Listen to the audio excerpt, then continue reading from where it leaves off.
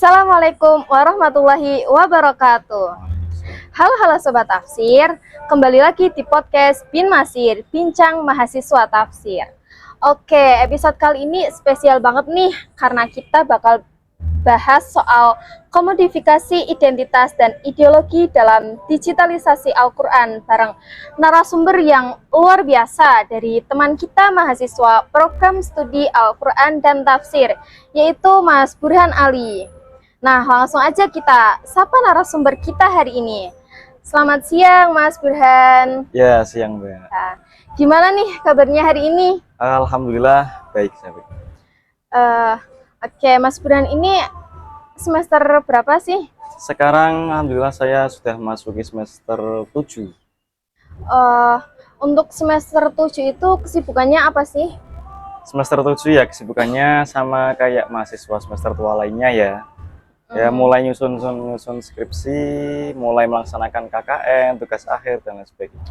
Wah, lumayan sibuk ya. Oke. Langsung mulai pembahasan aja ya. Kita mulai dengan yang ringan dulu.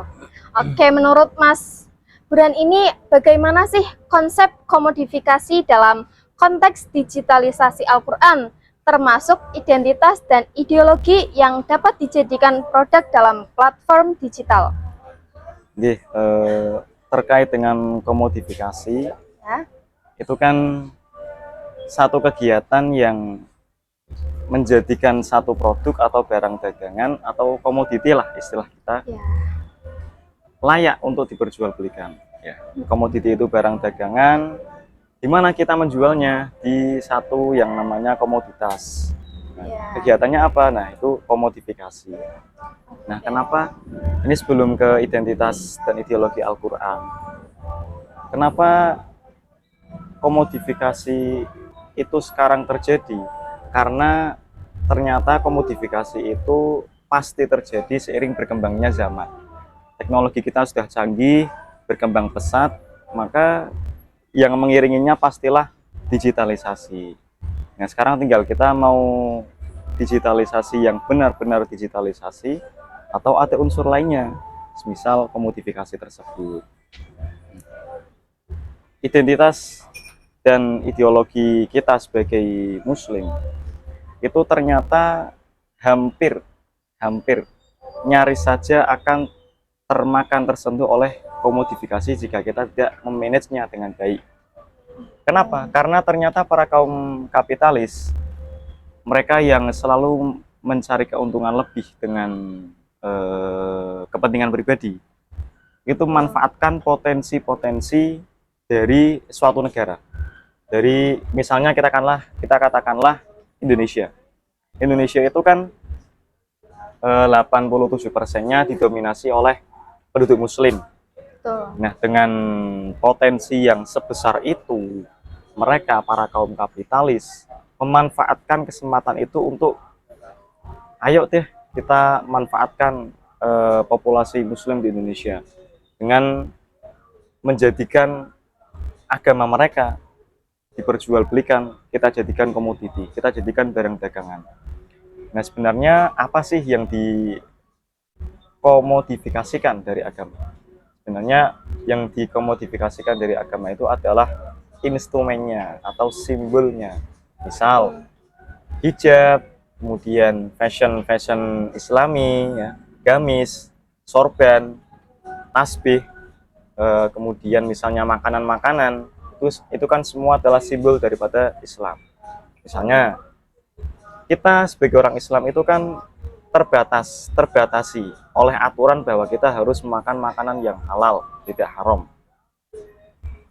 Batasan aturan itu yang mereka manfaatkan untuk dikomodifikasikan, sehingga muncul nih program-program rencana kegiatan untuk membuat seluruh makanan menjadi halal. Agar apa? Agar target pasarnya, yaitu kita muslim, itu sesuai gitu kan. Nah, terkait identitas dan ideologi, sebenarnya kalau kita manage digitalisasi Al-Quran dengan baik, identitas kita itu akan terjaga sebagai masyarakat muslim yang ramah lingkungan, kemudian yang memperhatikan teknologi, yang tidak meninggalkan budaya-budaya luhur dari para pendahulu kita gitu. Dan ideologi kita sebenarnya masih tetap sama, karena sebenarnya yang dikomodifikasikan itu bukan ideologinya, tapi simbol atau instrumen daripada Islam itu sendiri. Seperti tadi ada hijab, ada fashion, ada makanan-makanan dan lain sebagainya. Jadi gitu, Mbak. Oke, tadi Mas Burhan ada ngomong soal kaum kapitalis. Nah, Ya. apa sih kaum kapitalis itu? Sebenarnya kaum kapitalis itu istilah untuk orang-orang yang mengejar keuntungan atas nama kepentingan pribadi. Oke. Jadi tidak bukan oknum-oknum yang mengatasnamakan agama, misalnya para kiai, para ustadz, itu kan mereka mendakwahkan Islam atas nama agama karena memang peduli dengan ya umat Islam, peduli dengan generasi masa depan. Nah, sedangkan para kapitalis itu mereka lebih cenderung memanfaatkan kesempatan yang ada. Jadi misalnya ada kesempatan Islam, ada ini nih yang lagi trending, yang lagi viral, kita manfaatkan, kita buat produknya demi keuntungan pribadi. Jadi yang dilakukan oleh kaum kapitalis ini, mereka mengkomodifikasikan produk-produk yang sebenarnya itu bukan komoditi, bukan barang dagangan. Seperti tadi misalnya Al-Quran kan bukan barang dagangan loh. Betul sekali. Nah itu mereka jual agar apa? Agar mendapat keuntungan. Seperti itu, Mbak. Oke. Kita lanjut pertanyaan kedua ya, Mas. Ya. Apa dampak digitalisasi terhadap representasi identitas keagamaan dalam konten dan aplikasi Al-Quran? Nah, itu bagaimana, Mas? Terkait dampak dari digitalisasi Al-Quran, itu kita sudah merasakannya sebenarnya. Kita sudah merasakan kepositifannya. Misalnya, hari ini itu ada aplikasi yang namanya Quran Kemenak. Kemudian ada Muslim Pro. Dan aplikasi-aplikasi lain yang menyajikan Al-Quran, menyajikan hadis, dan lain sebagainya. Kita termudahkan oleh aplikasi-aplikasi tersebut. Dimanapun dan kapanpun kita ingin membuka, kita ingin mengkaji ulang, kita tinggal klik, langsung buka. Betul. Seperti itu. Dampaknya sangat kerasa lah untuk kita. Tapi jangan salah, Mbak, karena dari dampak kepositifan tersebut ternyata ada tantangan. Dampak negatifnya apa? Apakah aplikasi Al-Quran yang mereka sajikan kepada kita itu valid? Apakah naskah Al-Quran yang mereka sajikan itu benar-benar sesuai dengan Rasul Utsmani? Nah, contohnya di mushaf digital yang berupa file PDF atau e-book atau situs-situs website di Google, itu kan banyak. Nah, naskah yang mereka sajikan di website tersebut itu apakah sudah benar-benar sesuai dengan Rasul Utsmani atau belum? Kemudian ada lagi Muslim Pro, ya, Muslim Pro aplikasi. Itu apakah sajian Al-Quran yang mereka berikan itu sudah ditasheh oleh LPMI, Lajnah Pentasihan Mushaf Al-Quran, atau belum? Seperti itu. Sebenarnya tantangan dampak negatifnya itu akan banyak kita rasakan ketika kita benar-benar mengkaji aplikasi tersebut, mengkaji konten-konten Al-Quran yang digitalisasikan. Betul sekali. Seperti itu, Mbak. Oke. Langsung lanjut pertanyaan ketiga. Ya. Bagaimana strategi pemasaran dan komersialisasi yang digunakan dalam produk digital Al-Quran? Itu bagaimana, Mas? Dalam produk digital Al-Quran itu kan banyak ya. Misalnya tadi ya Muslim Pro, kemudian mushaf digital.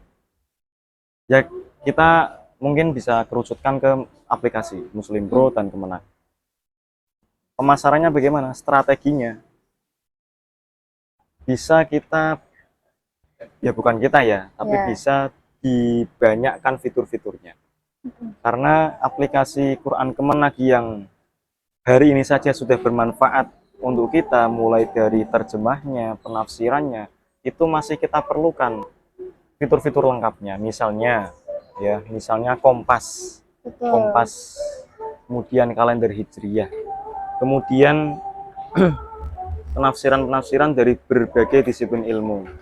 Misalnya dalam tafsir sufi, atau ditambah lagi tafsir ilmi, tambah lagi tafsir maudhu'i. Ada lagi fitur-fitur yang sangat kita butuhkan, misalnya kita mahasiswa IAT itu kan ada makul yang namanya ilmu nagom. Ilmu nagom itu kan kita kaji melalui YouTube. Bagaimana kalau kita curahkan usulan kita, Quran Kemenak harus ada fitur pelatihan nagom. Jadi ayat-ayat Al-Quran semuanya ada irama-irama jiharkah, irama-irama bayati, ros, hijaz, dan lain sebagainya. Sehingga kita untuk mengakses tersebut sesuai dengan, apalagi ya ada makul ilmu nagom, jadi tentu sangat berguna sekali. Nah, target strategi pemasarannya seperti itu. Fitur-fiturnya dilengkapi, termasuk ada lagi doa-doa harian. Kalau Quran Kemenak kan minim ya doa-doa hariannya. Padahal itu yang sering kita jadikan pegangan untuk yang buat makalah, buat skripsi, itu kan dari Quran Kemenak yang sudah kita LPMI. Itu Mbak, strategi pemasarannya seperti itu.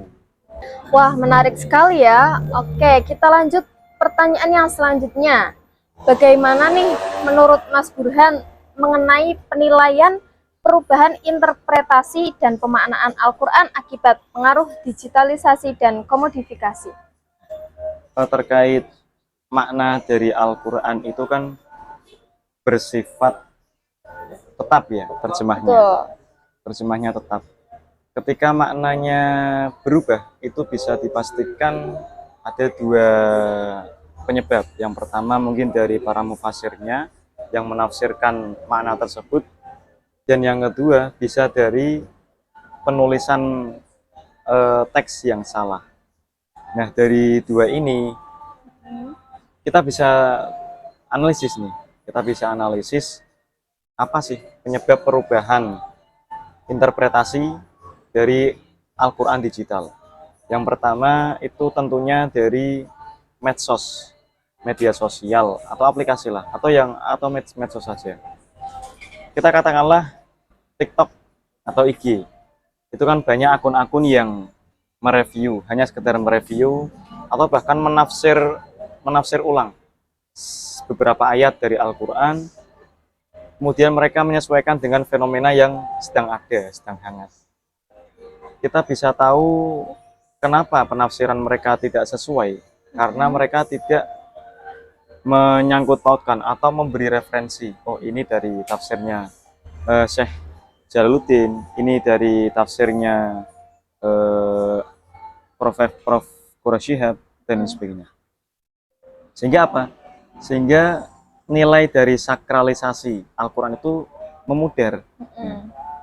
Ketika kita dulu kalau saya kan masih menangi di musola ya, ngaji ke kiai.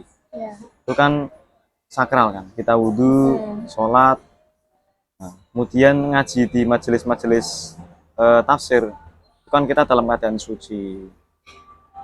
Kiai membacakan makna, menjelaskan, kita mendengarkan. Kan ada vibes sakral di situ. Betul. Nah, kemudian ketika Al-Quran ini diangkat ke tema medsos, ke konten-konten di mana referensinya tidak jelas, itu kan sangat tidak sakral sekali. Sakralisasinya berkurang. Sehingga apa? Sehingga potensi perubahan makna itu besar. Potensinya besar. Harokatnya ketika tidak sesuai, ya maknanya bisa saja salah. Kemudian yang kedua, selain sakralisasi Al-Quran, itu adalah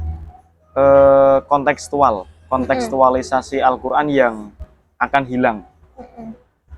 Misalnya gini, ketika jenengan membuka aplikasi Quran Kemenak, jenengan ingin mengumpulkan ayat-ayat yang bertemakan sabar.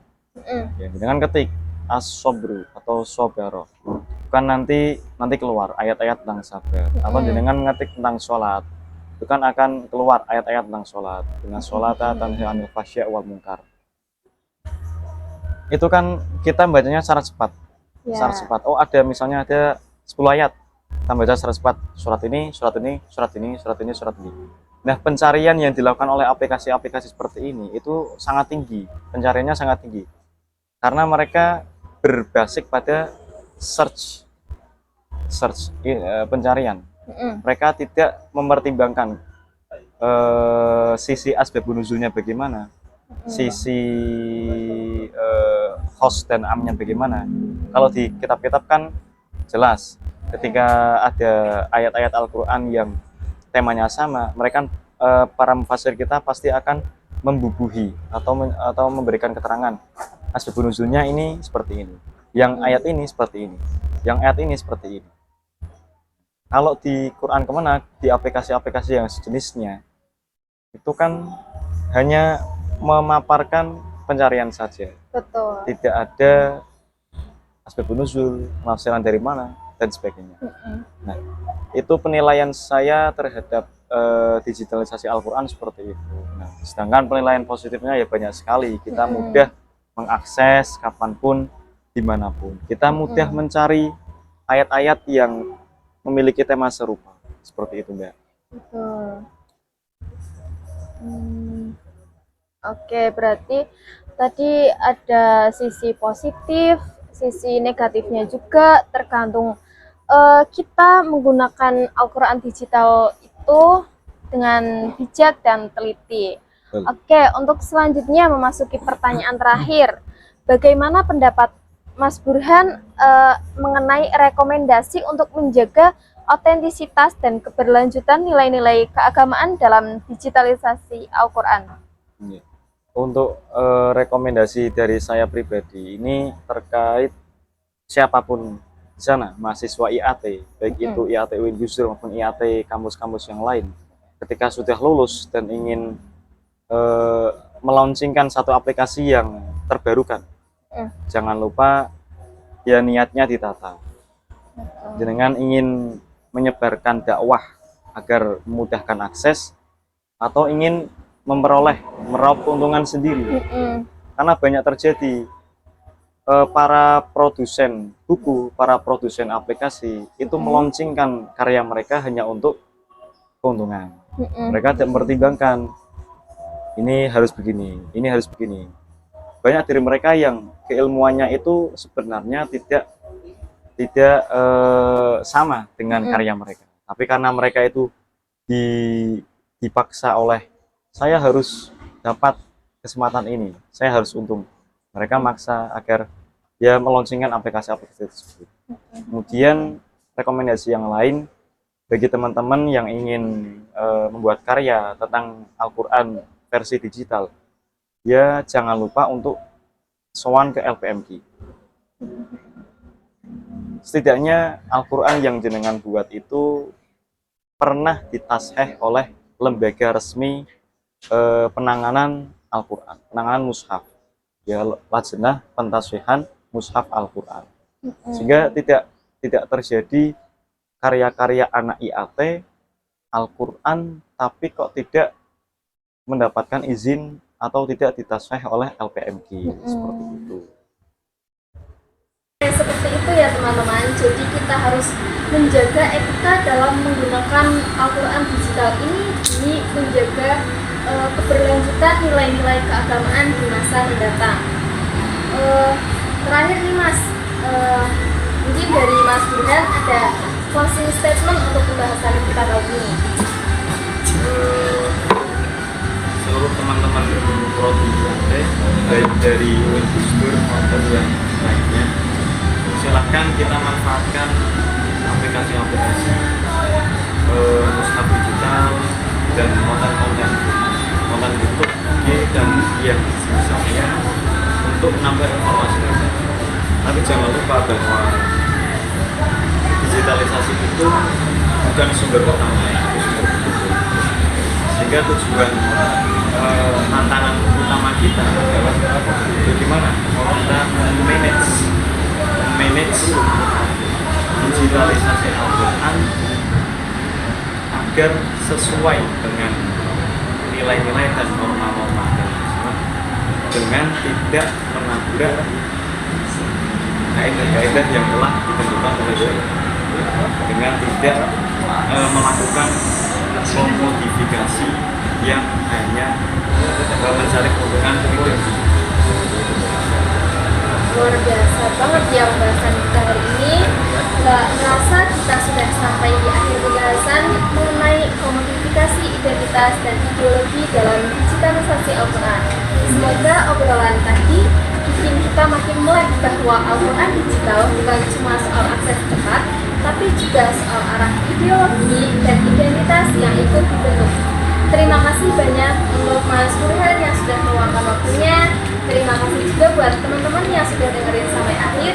Jangan lupa follow, share, dan tunggu pembahasan seru berikutnya. Sampai jumpa, tetap bijak di era digital. Saya sebagai moderator pamit undur diri. Terima kasih. Assalamualaikum warahmatullahi wabarakatuh.